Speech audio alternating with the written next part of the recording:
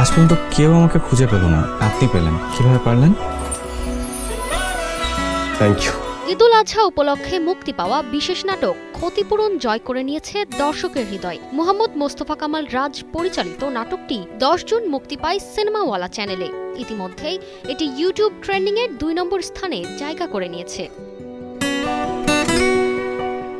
নাটকটির অন্যতম আকর্ষণ জনপ্রিয় অভিনেত্রী মেহজাবিন চৌধুরীর ছোট বোন মালাইকা চৌধুরীর উপস্থিতি। এটি তার ক্যারিয়ারের দ্বিতীয় নাটক এবং তাতেই দর্শকের ভালোবাসা কুড়িয়ে নিচ্ছেন তিনি। ভাইজানের ভিতরে আধ্যাত্মিক ক্ষমতা আছে, ওনার বাড়িতে নিয়ে যাওয়া যাবে। নাটকটির গল্প আবর্তিত হয়েছে এক রহস্যময় সহানুভূতিশীল তরুণকে ঘিরে, যাকে কেউ তৃস্তান, কেউ কাফকা, কেউ তলস্তয়, আবার কেউ বলে হুমায়ুন আহমেদ। বাস্তবে সে কে? এই প্রশ্নের উত্তর খুঁজতেই এগিয়ে আসে সাংবাদিক শিরিন, যার চরিত্রে অভিনয় করেছেন মালাইকা। তরুণের চরিত্রে রয়েছেন অভিনেতা ইয়াশ রোহান। ওনার নাম তো ম্যাকবেথ। ওনার নাম হচ্ছে কাফকা। আচ্ছা, ওনার আসল নাম কি? হুমায়ুন আহমেদ। নতুন সেনোরা, গাইনোকোলজিক্যাল সোসাইটি দ্বারা স্বীকৃত নিরাপদ ও সুগন্ধিমুক্ত স্যানিটারি ন্যাপকিন সেনোরা। তবে গল্পটা শুধুই রহস্য নয়, এতে রয়েছে ভালোবাসা, ত্যাগ, পিতামাতার প্রতি দায়িত্ববোধ ও মানবিকতা। নাটকটি একদিকে যেমন চোখে জল এনেছে, তেমনি চিন্তাও জাগিয়েছে। বিশেষ করে গ্রামের বাড়িতে বাবা মায়ের খোঁজ নিতে অনুপ্রাণিত করছে দর্শকদের। আমার লাইফে ফিলোসফি চেঞ্জ করেছে আমার মা। আমার ছেলেরে দেখতে চাই।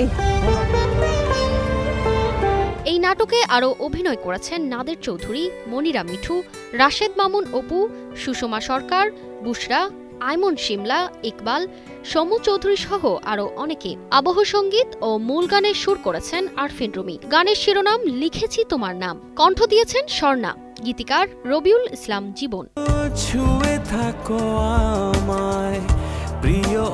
ক্ষতিপূরণ এমন এক সময়ে মুক্তি পেয়েছে যখন নাটকের প্লটগুলো প্রায় একই ছকে ঘোরে।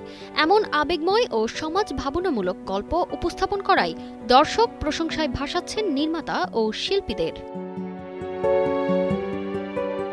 1 ঘন্টা 20 মিনিটের এই নাটক শুধু বিনোদন নয়, বরং জীবন দর্শনে দৃষ্টিভঙ্গি বদলে দিচ্ছে বলেই মনে করছেন সংশ্লিষ্টরা। ক্ষতিপূরণ শুধু এক নাটক নয়, এটি একটি অনুভূতি। ঈদের আনন্দে নতুন মাত্রা এনে দিয়েছে, যা মনে দাগ কেটে যাচ্ছে বহু দর্শকের। তারতিবা ফারুহি, কালের কণ্ঠ।